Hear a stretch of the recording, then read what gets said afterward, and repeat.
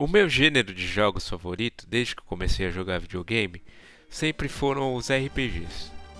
Porque no RPG você pode encarnar papéis e ser quem você quiser. É como se fosse uma peça de teatro. E eu sou formado em teatro, então para mim isso é interessante. Os RPGs para mim oferecem uma grande liberdade, que nenhum outro jogo oferece, nem mesmo os de mundo aberto, como GTA ou outros.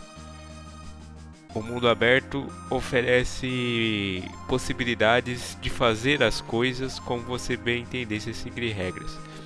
Mas no RPG você segue algumas regras e pode ser quem você quiser, criando amizades, evoluindo um grupo.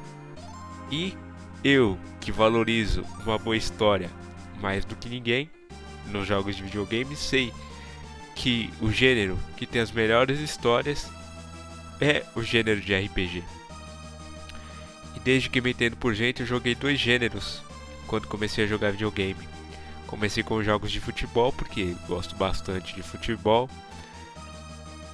e outros jogos de esporte, como basquete, lá no Super Nintendo, com Superstar Soccer, o Chicago Bulls versus Los Angeles Lakers. E quando peguei o PS1, a casa dos RPGs, como muita gente diz aí, foi que eu comecei a entrar neste mundo do RPG com Final Fantasy, Dragon Quest e outros. Inspirado nessas listas que eu vejo pela internet, é que eu decidi hoje fazer uma lista que parece batida já, mas que com certeza vai ter surpresas. Eu decidi fazer uma lista com 10 RPGs, incluindo menções honrosas, então no total vão ser 15 RPGs que marcaram a minha trajetória como gamer. Então, sejam bem-vindos ao canal O Mundo Dentro da Minha Cabeça. E se você curte RPG, fique comigo nesta viagem entre mundos. O vídeo começa agora. Bom, o primeiro RPG que marcou definitivamente, que aí eu ponho em 10º lugar, marcou a minha trajetória como gamer, foi Star Ocean: The Second Story. Star Ocean é uma franquia que vem desde o Super Nintendo, com Star Ocean 1. The Second Story, pelo nome, é o segundo. Só que eu não joguei Star Ocean no Super Nintendo, que foi o original, onde o primeiro saiu, já que eu só tinha duas fitas de Super Nintendo, uma emprestada, que era o Super Mario, aquela coletânea de Super Mario para o Super Nintendo, e o Superstar Soccer. Então eu nunca cheguei a ter muitas outras fitas. Eu peguei até Donkey Kong emprestado, mas não cheguei a jogar muito. Fui jogar mais tarde nos emuladores outros jogos de Super Nintendo, mas no PlayStation eu cheguei a jogar o Star Ocean: The Second Story, Star Ocean 2. E eu gostei bastante do Star Ocean 2 por alguns motivos. Primeiro, porque é uma história de ficção científica, e eu sempre gostei do gênero de ficção científica, sempre achei o gênero inventivo. Segundo, os personagens, né, o Cloud e a Rena, que são personagens carismáticos. O Cloud, você pode jogar com os dois, né, o Cloud e a Rena. Não muda muito a história, só algumas perspectivas. Eu jogava sempre com o Cloud e a Rena me acompanhando. E é uma história de salvar o mundo, né? É a clássica história de salvar o mundo. Mas não é só isso. Você também tem drama ali no grupo, dentro do grupo, de conhecer um grupo novo. O Cloud ou a Rena são de outro planeta. Eles chegam no planeta totalmente desconhecido, tem que conhecer pessoas novas. E ali você tem uma das mecânicas mais legais que eu acho num jogo de videogame, que é poder recrutar para sua party alguns personagens, e dependendo do caminho que você tome em alguns cenários, alguns personagens você recruta e outros não, né? Então eu sempre gostei dessa liberdade que os RPGs dão, alguns RPGs, de recrutar quem você quiser para sua party. Por exemplo, se você for para algum lugar e fazer alguma missão secundária específica, você recruta um personagem bem forte ou não, dependendo daquilo que você fizer dentro do RPG. E a história de Star Ocean mistura nave, mistura trama política, mistura trama genética, mistura alienígenas, ou seres de outro planeta, outra fauna, outros bichos. Então eu sempre gostei de Star Ocean. Não joguei só o primeiro, joguei o 2, depois joguei o primeiro no PSP, né, o remake de PSP, depois joguei o 2 no remake do PSP, agora tem o Second Story R, que eu preciso jogar, que é o de Nintendo Switch, que eu não joguei ainda, e tem o Star Ocean mais para frente de PlayStation 2, que eu gosto bastante também, mas o Star Ocean 2 combina tudo, gráficos bonitos, gráficos pixelados bonitos, gráficos em 2D bonitos, uma história engajante, recrutamento de personagens carismáticos e o combate, que não é o combate de turno, para quem não gosta de combate de turno, é o combate de ação, e que você pode escolher controlar a party inteira, ou como eu gosto de jogar, controlava só o Cloud com a espada dele, enquanto a Reyna ficava me curando e os outros personagens soltavam magias ou atacavam por conta própria. Então, em 10º lugar, um RPG que marcou a minha vida por ser um dos primeiros que eu joguei no PlayStation 1, Star Ocean The Second Story. Agora em 9º lugar, né? Em 9º lugar, outro RPG do PS1, Parasite Eve. Esse eu não tive, eu joguei via emulação. Por que o Parasite Eve está aqui? Para quem não conhece, Parasite Eve é um RPG da Square, a empresa que fez Final Fantasy. É um RPG diferente da Square, é um RPG de turno, é um RPG de ação, baseado num livro japonês de ficção científica, terror e coisas que tem a ver com mistério. Nesse RPG você controla uma mulher chamada Aya Brea, uma agente do FBI, uma coisa parecida. Então é interessante que você passa o RPG grande parte em Nova York, na época do Natal. E isso já é uma coisa interessante, porque... Então, o mais interessante do Parasite Eve é a sua ambientação. Como eu disse, eles passam no Natal, o que é interessante, porque quase nenhum RPG se passa no Natal. E eles passam em Nova York. E você, como eu disse, trabalha com um personagem feminino, que é uma coisa não muito comum nos RPGs. Você é um personagem feminino chamada Aya Brea, uma agente do FBI. E passando nessa realidade, nossa realidade, o RPG encara um lado filosófico. Eu que sou formado em filosofia também, encara um lado filosófico sobre quem somos e como somos e o que somos. Porque você começa o jogo investigando um aparente acidente sobrenatural de mitocôndrias.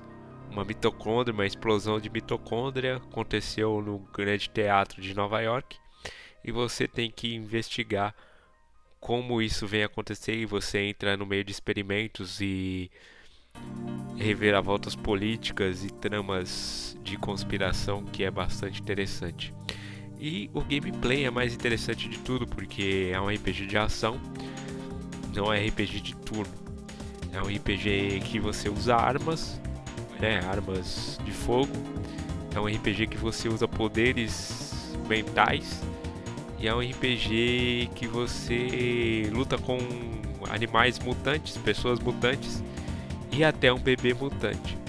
Então é um RPG japonês bem maluco, com uma gameplay de ação bem frenética, que mistura ação e turnos, porque o combate de Parasite Eve, você para a tela e você tem um alcance ali, um quadrado de alcance para dar o tiro, mas ao mesmo tempo, quando os inimigos te atacam, você tem liberdade de movimento para tentar esquivar desses inimigos.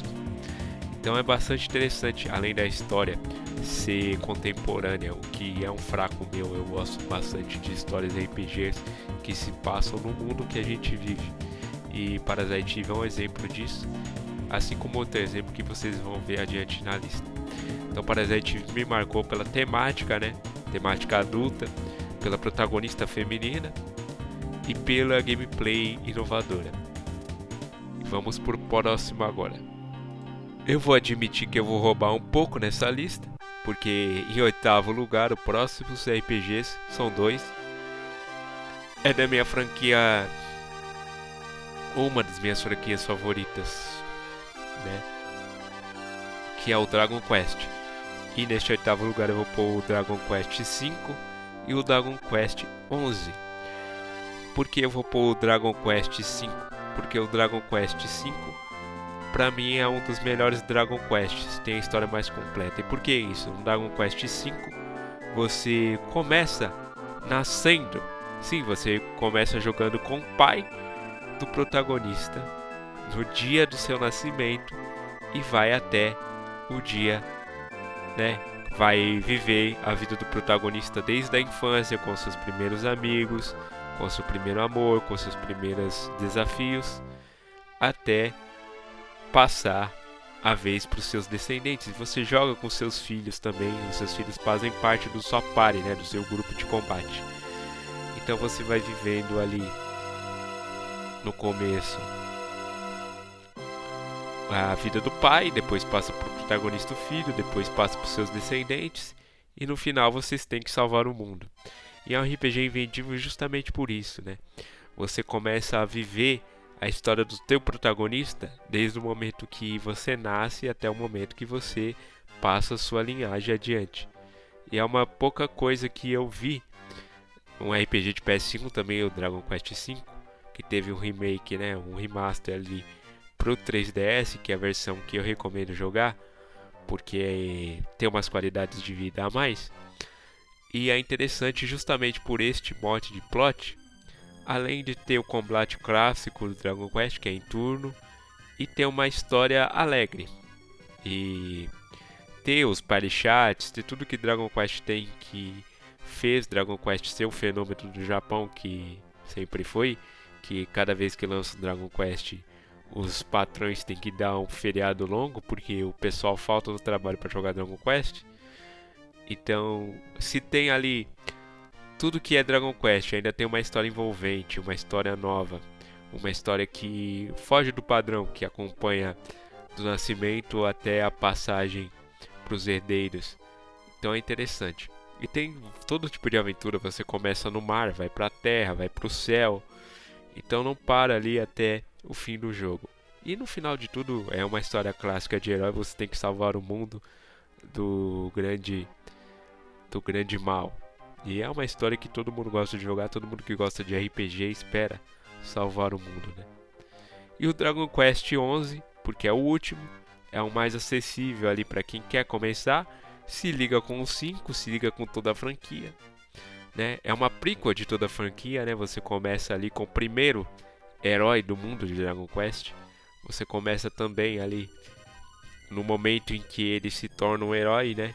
Atinge a maioridade, não começa desde criança como no Dragon Quest V.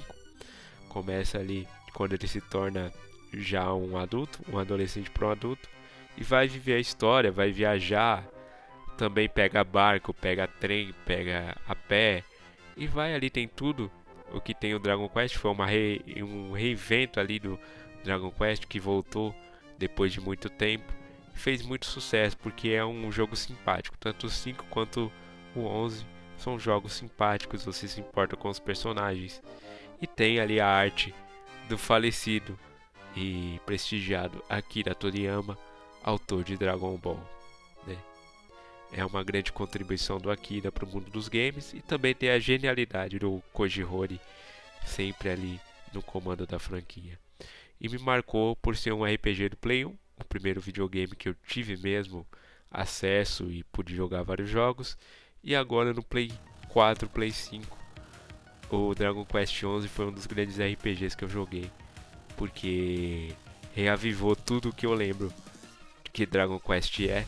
E Dragon Quest XI não perde pro 5 e o 5 não perde pro 11. Eu recomendo jogar os dois como os melhores da franquia. Agora, em sétimo lugar, uma franquia que eu já fiz vídeo junto com a de Shenmue, trouxe ali suas origens. Agora quero falar do Like a Dragon Yakuza, que é o RPG de Yakuza, O primeiro e o segundo, né, também o Infinite Wealth. Mas o Infinite Wealth eu não vou falar tanto porque eu não terminei ainda, né? Quando a SEGA mudou de estilo do beat'em up, né, pro RPG, muita gente torceu o nariz.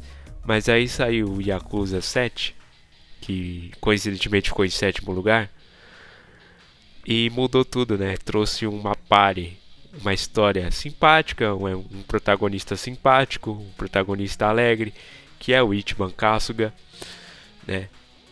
Que traz referência ali para Dragon Quest, é também apaixonado por Dragon Quest, por isso que ele vê o mundo como se fosse um RPG e ele se vê um herói da própria história. O Yakuza é um RPG maduro, não perde a sua maturidade se tornando um RPG, tem a sua galhofa, tem os minigames clássicos e tem uma história muito boa que trata sobre os traumas japoneses, os traumas das leis anti-prostituições, das leis anti-crime e da corrupção do governo, que é um tema que eu gosto bastante de explorar, esse tema de corrupção, esse tema de teoria de conspiração, eu acho bastante interessante. Acho que os videogames têm que tocar nisso mesmo. Além dos minigames, das sidequests também, que conta bastante, da história muito boa. O sistema de combate é muito bem feito, né, com as classes, que lembram as classes de RPGs clássicos como Final Fantasy.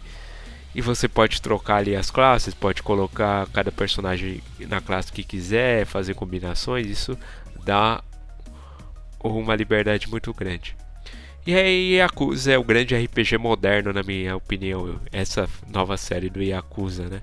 É um dos grandes RPG modernos porque tem tudo o que um grande fã de RPG gosta.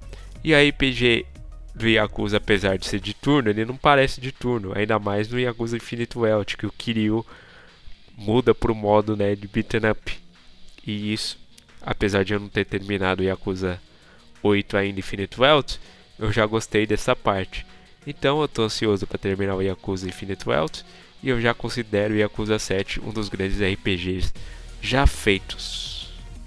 Aqui no sexto lugar eu vou roubar de novo, vou colocar uma saga completa, uma saga que toca meu coração por causa da minha mãe, que já se foi, já se partiu, já foi para outro plano, já descansa com Deus, que é a saga Modern Earthbound.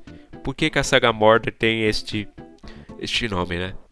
Porque justamente fala da mãe, da figura materna, né? O primeiro Earthbound fala da figura materna que cuida do Gaigas, né? Que é o extraterrestre da série.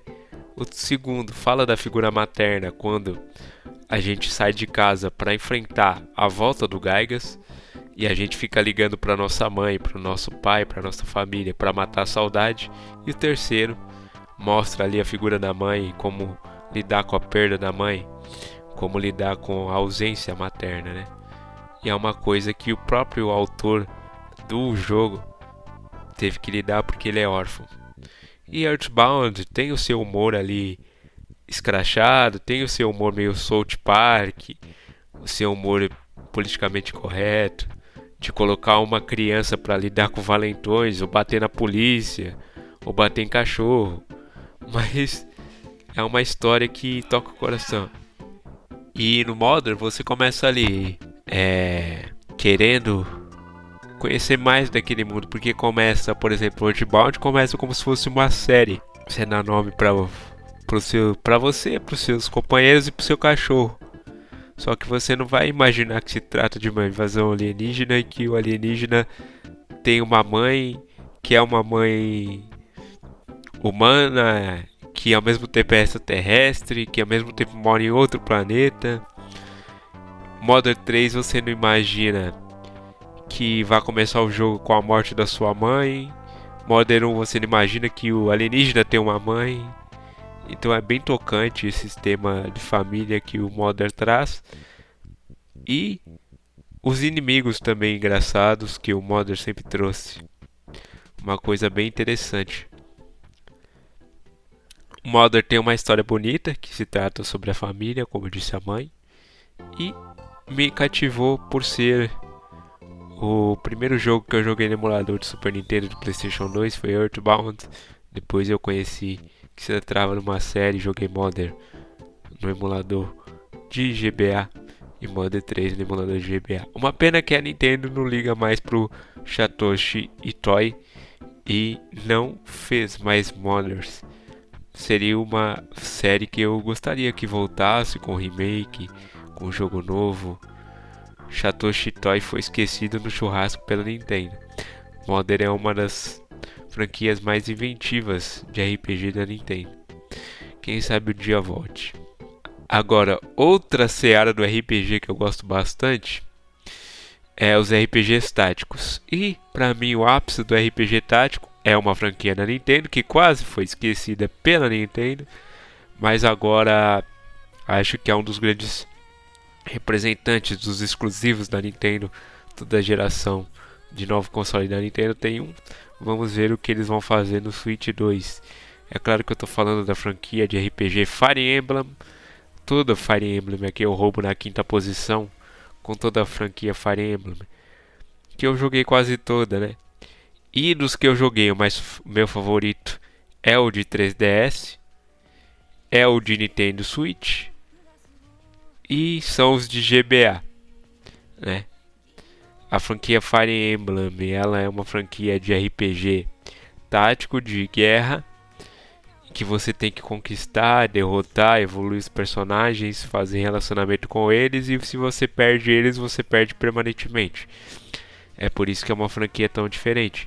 Se você gosta de um personagem, se você evoluiu ele, cuidou dele bastante, evoluiu até o último level, você tem que jogar com cuidado, porque se ele morrer na batalha, ele pode morrer permanentemente.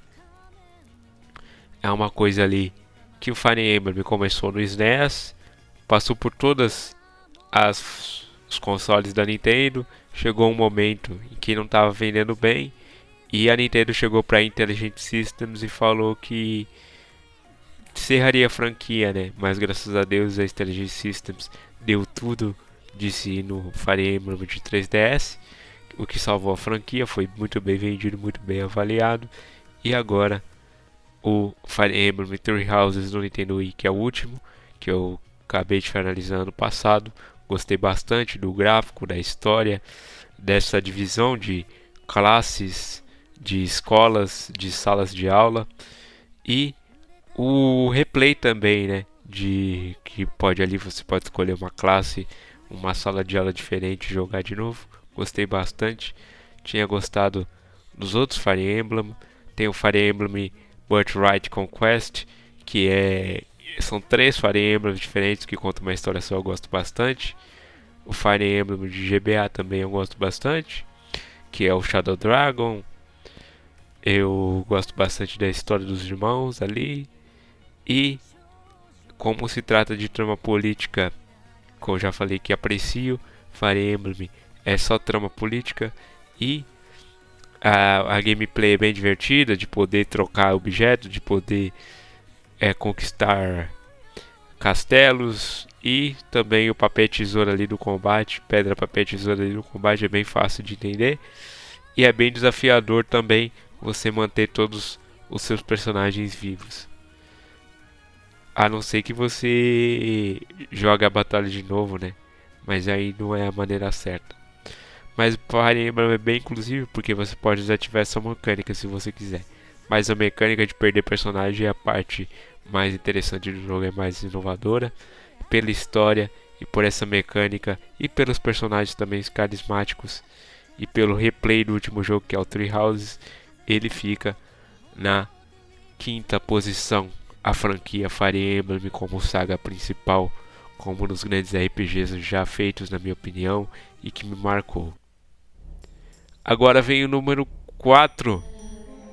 No número 4, na posição de número 4, nós temos o Hunter x Hunter dos videogames. Foi assim que eu cheguei nele, porque gostava bastante de Hunter x Hunter e procurava jogos parecidos com Hunter x Hunter, que é o Arc the Led 1 e Arc the Led 2, mais especificamente o 2. O Arc the Led é uma franquia de jogos do Play 1 que eu joguei no emulador de Play 1 já, nessa época, enquanto assistia ali Hunter x Hunter, o anime, que estava procurando ali jogos parecidos com Hunter x Hunter, e veio o Arc the Led, né? Arc the Led você começa com um personagem que é um caçador de demônios, caçador de animais, caçador de coisas sobrenaturais, caçador de qualquer coisa, e você vai andando pelo mundo e vai combatendo e vai ganhando RPG, passa na guilda. O 1 é uma trama fechada de traição de reinos, o 2 já vem essa pegada de caçador, de enfrentar monstros, de enfrentar bandidos, de enfrentar tudo que é possível e ganhar dinheiro com isso.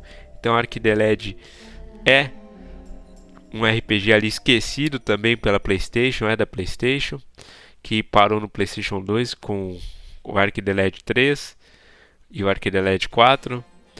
Mas o que vale a pena mesmo ser jogado é 1 e 2, porque são sequências um do outro. E principalmente o 2, que tem essa temática Hunter x Hunter, que você pode fazer missões secundárias, correr atrás de caças de animais, de bichos, de bandidos, e fazer também a história principal, que é bastante legal, que é salvar o seu reino da destruição. Então eu recomendo, que é um projeto ambicioso e é um jogo longo, até o Arc the Led 2 no PlayStation, e você pode ali fazer também o seu cross save, né, passar o seu progresso do primeiro para o segundo. Então é uma conectividade bastante interessante. E também a gameplay também é tática, para quem não sabe. Batalhas em grid, você vai avançando e vai dando golpe, assim como é em Fire Emblem. Então você gosta de RPG tático, fica mais uma recomendação como quarto colocado no RPG que me marcou, por ser do Play 1. O primeiro é um console que eu mesmo tive, que me impactou, que eu já estava adulto para entender as coisas. Já estava adulto não, né? Vamos colocar, já estava adolescente ali na minha pré-adolescência para entender as coisas. Então, Arc the Led fica aí como quarto colocado nos RPGs que me marcaram. Em terceiro lugar, vou roubar de novo. Aqui temos uma franquia dividida em duas, porque é Shin Megami Tensei e a franquia Persona. Shin Megami Tensei me marcou primeiro, porque foi o que eu conheci, né? O Shin Megami eu conheci no emulador de 3DS. No DS eu já tinha conhecido, porque eu tive um DS. No 3DS passei a conhecer mais, né? Passei a jogar os Shin Megamis, o Devil Summoner, o Lost Journey, o 3. Passei ali a jogar o Raiden Kuzonoha também nos emuladores de Play 2, que inclusive o Raiden Kuzonoha agora tem o remaster que estou jogando no Switch. E no Shin Megami Tensei é um romance japonês que você é um adolescente, basicamente, em coisas histórias, que controla esses bichos como se fosse Pokémon, só que esses bichos lutam por você, e você luta junto com os bichos, você não fica como só sendo o treinador deles. Eles lutam ao seu lado. E eu joguei todas da franquia Shin Megami Tensei, desde o Super Nintendo, aqueles mais rústicos, até os mais desenvolvidos agora, o Shin Megami Tensei 5 Vengeance, o Raiden Kuzonoha Remaster, e também passei ali pela influência de Shin Megami Tensei a conhecer Persona, né? Joguei Persona 1, Persona 2, que é o meu favorito, os dois, o Eternal Punish e o Eternal Sin, e também passei a jogar Persona 3, joguei o remake do Persona 3, gostei bastante, Persona 3 Fest, joguei o Persona 4 Golden e o Persona 5 Royal. Eu gosto de ambas as franquias. Eu sei que tem gente que gosta mais do Persona pela temática escolar, pela temática, né, pela possibilidade de fazer amizade, dos social links, que não tem no Shin Megami Tensei. Para mim os ambos têm boas histórias maduras. Persona 3 tem uma história madura, é comovente. Shin Megami Tensei 4 também. Shin Megami Tensei 5 idem. Assim como Persona 5 tem uma história madura também, apesar de lidar com os adolescentes. Enfim, Shin Megami Tensei é uma franquia ainda muito desconhecida, mais conhecido é o seu Persona. Então você joga Persona, eu acho que você deve jogar Shin Megami Tensei. E se você joga só Shin Megami Tensei, acho que você deve jogar Persona, apesar de o primeiro caso ser mais verdade do que o segundo. Shin Megami Tensei tem vários spin-offs, como eu disse, Devil Summoner, Devil Survivor, Raiden Kuzonoha, Digital Devil Saga. Então conheça todos e embarque neste mundo aí de apocalipse e criaturas estranhas. É como se fosse um Pokémon para adulto. Então, se você gosta de Pokémon e gosta de histórias maduras, jogue Shin Megami Tensei. Em segundo lugar, temos a minha franquia de RPG favorita, Suikoden. Mais especificamente, eu vou citar aqui os dois Suikodens que fizeram mais sucesso e hoje em dia ganharam remakes para o Nintendo Switch e as plataformas modernas, que é o Suikoden 1 e Suikoden 2. Citando eles também porque eles são jogos que se conectam, assim como Ark the Legend 1 e 2. Suikoden é um jogo de trama política, que você geralmente encara um descendente do trono ou uma pessoa especial e tem que criar o seu próprio exército, criar o seu próprio castelo para combater algum poder tirânico. E a coisa mais especial que tem na franquia Suikoden é a sua trama de traição política, que é interessante, os seus vilões e o seu sistema de recrutar 108 personagens. Como eu disse, eu gosto bastante de RPG que você recruta a sua party, e o ápice disso para mim é Suikoden 1 e 2, que você tem 108 estrelas do destino para recrutar. Então, sendo 108 personagens diferentes, é claro, não dá para jogar com todo mundo, porque o limite de personagens são 6, que é grande bastante, mas você tem uma variedade de gameplay. Se você cansar de jogar com um personagem, tem 107 para você escolher. E a maneira como você recruta eles é fazendo missões secundárias, outras tendo ali o requisito, chegando na cidade deles, outra fazendo missões específicas para eles. Então, Suikoden é um jogo curto, mas que parece longo e parece engajante, porque sempre tem algo novo para descobrir na próxima cidade, alguma pessoa nova para recrutar. É um jogo da Konami que também está esquecido, apesar de ter tido remake. Não temos mais jogos a partir do Suikoden 5 do Play 2 e não foram lançados Suikodens da linha principal novos, que é uma pena. Mas agora com a Konami voltando a fazer remake do Metal Gear, do Suikoden, quem sabe ela não faça novos jogos. Vai fazer um Silent Hill novo, então não custa nada sonhar, né? Então fica aí em segundo lugar como RPG de turno clássico e bastante influente para mim, que eu conheci também no Play 1, no emulador. Eu lembro de jogar isso e minha mãe falar que os desenhos, os gráficos 2D do jogo não eram bonitos. Fica aí menção em segundo lugar para Suikoden 1 e Suikoden 2.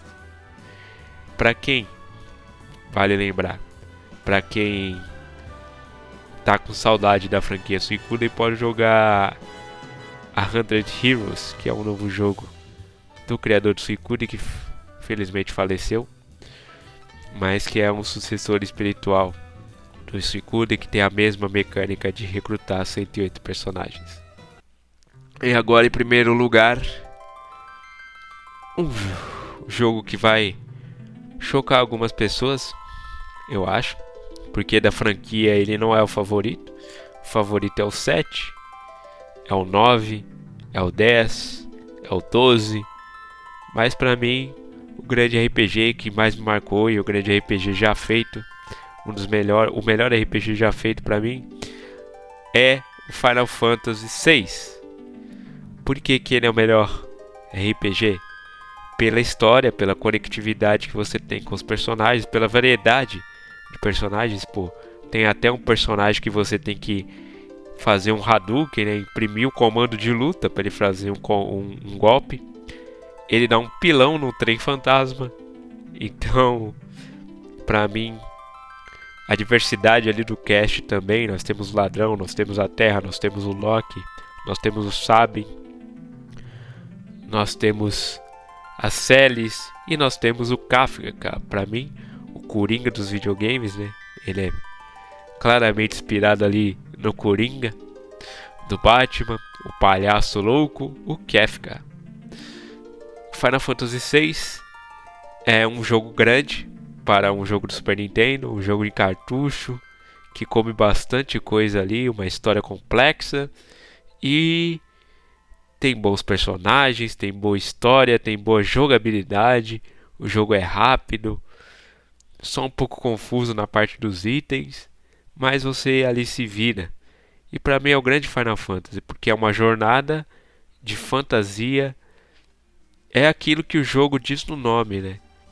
Sem enrolação, você se importa ali com os personagens, com a história, os personagens são carismáticos e tem drama pesado. Tem a cena da ópera que você tem que acertar a letra, tem vários momentos memoráveis ali que eu não vou dar spoiler para quem não jogou. Se você não jogou nenhum Final Fantasy, comece pelo 6, depois você vai para os populares, ou mais popular que é o 7, pulo 8, não sei se quiser jogar o 8, mas para mim os melhores Final Fantasy são o 6, o 4, o 9 e o 12, né? Eu que joguei todos, menos o online, né? Gosto bastante desses Final Fantasy. Acho que eles têm o espírito de que é um Final Fantasy. Como não lembrar do Shadow e seu cachorro servindo de escudo e ele pulando e salvando o mundo. Muitos personagens. Final Fantasy VI é um jogo maravilhoso e eu recomendo para quem não jogou, joga agora no Pixel Remasters ou a versão de GBA, porque é de Nintendo, tem os menus meio confusos. Tem várias opções aí agora para vocês jogarem este maravilhoso RPG que é o Final Fantasy VI. Daí eu fiz uma lista aqui de menções honrosas para ninguém brigar comigo e eu vou dizer por que eles não entraram no top rapidamente. Menção honrosa aqui o Chrono Trigger, por ser um grande RPG criado pelo Dream Team, né? Koji Hori, o designer do Dragon Quest, designer do Final Fantasy, e o Akira Toriyama, que é o criador de Dragon Ball, né? Chrono Trigger não entrou no meu top porque eu não gosto da temática de viagem no tempo. Eu reconheço a qualidade do jogo, mas foi um jogo que não me marcou porque eu joguei depois de adulto. Eu já tinha jogado milhares de RPGs, mas ele é muito bom sim. E eu falei que essa lista ia surpreender, porque geralmente nas listas ele é sempre o primeiro lugar. Mas com a lista ali é um pouco fora do comum, então só para ele não ficar de fora eu deixo ele ali nas menções honrosas. Tem um bom plot, tem bons personagens e tem ali o Dream Team, vale a pena ser jogado. Então, se você não jogou Chrono Trigger ou Chrono Cross, aproveitar também e citar o Chrono Cross, jogue. O segundo da menção honrosa, Kingdom Hearts. Por quê? Porque ele é inovativo, né? Inovador. Ele junta ali o Final Fantasy com a Disney. Então você pode jogar com Pateta, Donald, Mickey, com Sora, usar o Rei Leão de apoio, os personagens da Disney de apoio, viaja pelo mundo da Disney, viaja pelo mundo do Tarzan.